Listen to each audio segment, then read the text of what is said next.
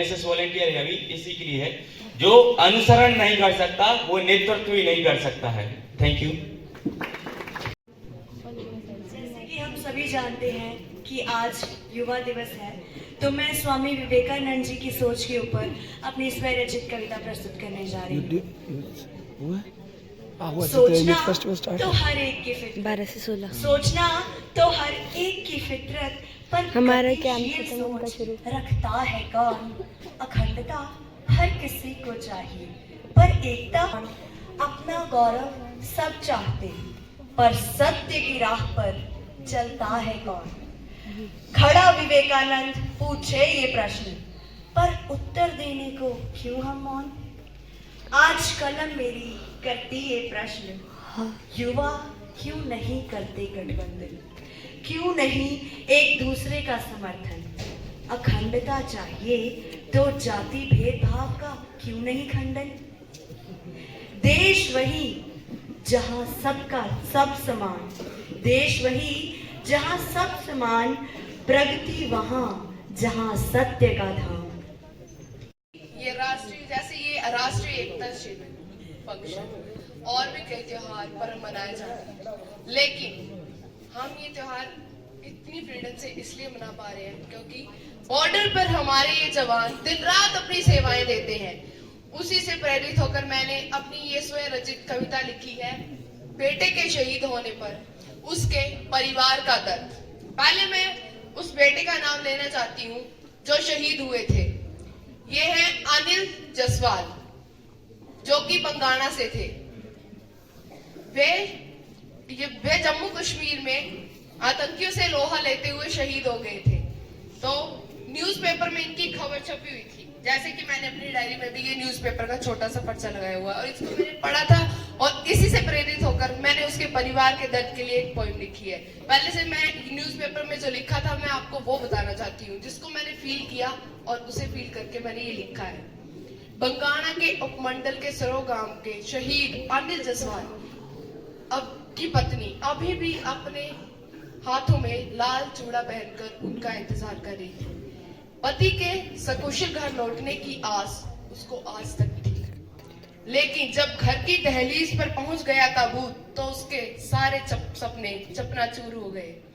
अब बाहों में लाल चूड़ा देखने वाला नहीं था, मानो उसकी तो पूरी दुनिया ही उतर चुकी थी। देखकर भी वे सच को सच मानने के लिए तैयार नहीं थी, उसे भरोसा नहीं हो पा रहा था। बेसुध हो चुकी अनिल जसवाल की पत्नी सोच रही थी कि आखिर उसके साथ ऐसा क्या हो गया कि उसका पति पहले की तरह उसका सल्यूट कबूल नहीं कर रहा है। अब मेरी स्वयं रचित कविता सुनिएगा ध्यान से। पिता के शब्द बयां नहीं कर सकता मैं अपने बेटे की शहादत को शब्दों में, बार बार देखकर अपने बेटे का मुंह दिल कहता है कि उठ जा मेरे लाल, तेरे बिना तेरी माँ का है बुरा हाल, तेरे बिना तेरी माँ का है बुरा हाल। बचपन में गलती करने पर तुम मुझसे बचने के लिए बनाते थे बहाना, लेकिन आज कैसे बन गए तुम एक दुश्मन का निशाना। माँ के शब्द, माँ को तो ये भी नहीं पता था कि कैसे था उसने अपने बेटे के साथ आखिरी दिन बिताया। उसकी जुबान से तो यही शब्द निकलते थे कि हे भगवान तूने हमें ये दिन क्यों दिखाया, कि हे भगवान तूने हमें ये दिन क्यों दिखाया। उठ जा मेरे लाडले, तू तो मेरा शेर था, तेरे सामने तो 100 सैनिक भी ढेर था। तू कहता था कि मिशन पूरा होने पर जल्दी आ जाऊंगा, ये कैसा मिशन पूरा करने गया था कि कभी लौट कर ही नहीं आएगा। मेरे डांटे मुझे क्या पता था कि तू मुझे इतना सताएगा। पत्नी के शब्द, तुम्हारी बहादुरी को तो मैं पहले से सल्यूट करती थी, लेकिन जाने से पहले अपने बेटे के बारे में तो सोच लेते कि आखिर वो किसको पापा बुलाएगा। तुम्हारी शहादत का दिन मुझे हर बार याद आएगा और तुम्हारा बेटा तुम्हारे मिशन को पूरा करके दिखाएगा, क्योंकि मैं तुम्हारे बेटे को उस काबिल बनाऊंगी, इस सफर में आने वाली हर मुश्किल से लड़ जाऊंगी। मैं अपने बेटे को क्या बनाऊंगी, एक होनहार सैनिक बनाऊंगी। लेकिन इसी को देखते हुए मैंने शायरी लिखी है कि वो आतंकी इतना भी नहीं सोचते, उनको तो चलो वो तो नहीं सोचते, लेकिन उनके परिवार का क्या होता होगा जो छोटी सी उम्र में शहीद हो जाते हैं। जो बिना शादी के शहीद हो जाते हैं, उनके माँ बाप क्या सोचते होंगे। तो मैं उनके लिए एक जवाब है शायरी के रूप में। आतंकियों ने आतंक मचाया है कि आतंकियों ने जो आतंक मचाया है, आखिर कब तक तुम भी आतंक मचा पाओगे। अगर एक फौजी अपनी पर आ गया तो तुम नर्क में भी जगह ना पाओगे, तुम नर्क में भी जगह ना पाओगे। समझ जाओ कमबख्तो, अभी भी समय है। समझ जाओ कमबख्तो, अभी भी समय है। नहीं तो मौत ऐसी देंगे कि नरक के लिए भी तरस जाओगे, नरक के लिए भी तरस जाओगे। भगत सिंह को सुनना है या हीर रांझा का प्यार सुनाऊं, अनारकली के प्यार की गाथा या राणा तलवार सुनाऊं, या सुनना चाहते हो झांसी वाली रानी को, या सुनना चाहते हो झांसी वाली रानी को, या सुनना चाहते हो बाजीराव मस्तानी को। अरे साथियों मुझे बताओ लोकतंत्र का ज्ञान सुनाऊं, या साथियों मुझे बताओ समूचा हिंदुस्तान सुनाऊं, या साथियों मुझे बताओ समूचा हिंदुस्तान सुनाऊं। जिस पर तुम्हें अटूट भरोसा वह विश्वास नहीं रहेगा, जो है आज तुम्हारे लिए वह आगे खास नहीं रहेगा, जो है आज तुम्हारे लिए वह आगे खास नहीं रहेगा। अरे जिसके तुम जो है तुम्हारी वही उपहास बनाएगी, अरे जिसके तुम जो है तुम्हारी वही उपहास बनाएगी। एक और क्रांतिकारी युवा को जिंदा लाश बनाएगी, एक और क्रांतिकारी युवा को जिंदा लाश बनाएगी। फिर वही जाने जा तुम्हारी तुम्हें छोड़ने के लिए उतारू होगी। फिर सच्चा प्यार तुम्हारा 50 रुपए की दारू होगी, फिर सच्चा प्यार तुम्हारा 50 रुपए की दारू होगी। फिर तुम्हें लत लगेगी नशे पते में चूर रहोगे, फिर तुम्हें लत लगेगी नशे पते में चूर रहोगे। चेहरे से छलकेगी बेबसी और अंदर से मजबूर रहोगे। क्या उस मजबूरी का तुमने विचार किया है जी? क्या तुमने उस मजबूरी का विचार किया है जी? अरे दिल पर हाथ लगाकर पूछो, क्या तुमने भी प्यार किया है जी? क्या तुमने भी प्यार किया है जी?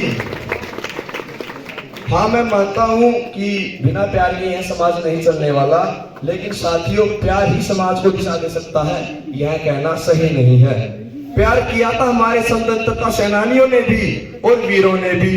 प्यार करना है तो करो भगत सिंह की फांसी जैसा, राष्ट्रीय वीर राणा प्रताप पद्मनी और झांसी जैसा, सांबा की कुर्बानी जैसा, स्वतंत्रता सेनानी जैसा, हंसकर जिसने मौत को चूमा गुरु गोविंद बलिदानी जैसा। क्या तुमने प्यार किया है बैरागी के जैसा जी? बाबू सोना ने खाया खाना, यह प्यार किया है कैसा जी? यह प्यार किया है कैसा जी? धन्यवाद।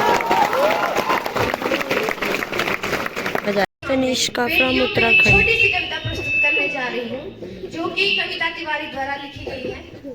तो लीजिए प्रस्तुत है। जिम्मेदारियों का बोझ परिवार पे पड़ा तो, जिम्मेदारियों का बोझ परिवार पे पड़ा तो, ऑटो रिक्शा ट्रेन को चलाने लगी बेटियां, ऑटो रिक्शा ट्रेन को चलाने लगी बेटियां। साहस के साथ अंतरिक्ष तक भेद डाला, युद्धक विमान भी उड़ाने लगी बेटियां, युद्धक विमान भी उड़ाने लगी बेटियां। साहस के साथ अंतरिक्ष तक भेद डाला, युद्धक विमान भी उड़ाने लगी बेटियां। और कितने उदाहरण ढूंढ कर लाऊं, हर क्षेत्र शक्ति आजमाने लगी बेटियां, हर क्षेत्र शक्ति आजमाने लगी बेटियां। वीर की शहादत पर अर्थी को कांधा देकर अब शमशान तक भी जाने लगी बेटियां, वीर की शहादत पर अर्थी को कांधा देकर अब शमशान तक भी जाने लगी बेटियां। घर में बटा के हाथ रहती है माँ के साथ, पिता की समस्त बाधा हरती है बेटियां। बेटे हो उदंड भले आपका दुखा दे दिल, कष्ट सहकर भी धैर्य धरती है बेटियां, कष्ट सहकर भी धैर्य धरती है बेटियां। प्रश्न ये ज्वलनशील सबके लिए है आज, नित्य प्रतिकोख में क्यों मरती है बेटियां, नित्य प्रतिकोख में क्यों मरती है बेटियां।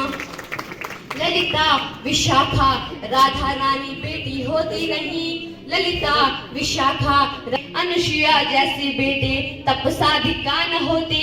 पालने में ब्रह्मा विष्णु रुद्र को झुलाता कौन?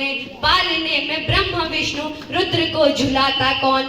जनता जनार्दन बताए आज एक बात, सावित्री न होती सत्यवान को बचाता कौन? सावित्री न होती सत्यवान को बचाता कौन? सब कुछ होता पर एक बात सोच लेना, तनिष्का न होती तो ये कविता सुनाता कौन? तनिष्का न होती तो ये कविता सुनाता कौन? बहुत बहुत मैं आप सभी के समक्ष वर्ष 1947 की युवा एक दिवस छोटी सी झलक एकता कविता के शिविर है। माध्यम से दर्शाना चाहता हूँ कि हमारे भारत के इतिहास में काले अक्षरों से लिखा गया है, जब भारत पाक का बंटवारा हुआ था उस समय ना, जब पंजाब का किस्सा तो आपने सुना ही होगा, जब आधा पंजाब पाकिस्तान में चला गया था और आधा पंजाब हिंदुस्तान में। एक घर का आंगन पाकिस्तान में था और एक घर के कमरे हिंदुस्तान में। उस समय बंटवारे को लेकर कितनी लड़ाइयां चली थी, कितने लोगों ने बापू को भी जिम्मेदार ठहराया था। तो उस पर मैं बापू गांधी कि एक युवा बापू से सवाल करता है, जिस युवा का सब कुछ जा चुका है। एक छोटा सा बच्चा है जिसके माँ बाप भी अब नहीं रहे इस दुनिया में, वह बापू से सवाल करता है कि बापू तुमने बोला था ये शाख नहीं झुकने दूंगा। अरे बापू तुमने बोला था ये शाख नहीं झुकने दूंगा, इंच इंच कट जाऊंगा पर देश नहीं बटने दूंगा। चंदा सूरज धरती अंबर सारे ही शर्मिंदा थे, जिस दिन देश बटा बापू उस दिन तुम भी जिंदा थे। वैसे दलितों के हाथों में महिला हुए खिलौने थे, कविताओं में क्या बतलाऊं कृत कितने खिलौने थे। 40 लाख मृतसवों का, अरे 40 लाख मृतसवों का जिम्मेदार किसे लिखूं? देश के बंटवारे में बोलो गद्दार किसे लिखूं? अरे देश के बंटवारे में बोलो गद्दार किसे लिखूं? वो कितनी आंखें थी जो रोते रोते पथराई थी, पूछ रही लावारिस रातें जो कुत्तों ने खाई थी। 40 लाख मृतसवों का जिम्मेदार किसे लिखूं? देश के बंटवारे में बोलो गद्दार किसे? जय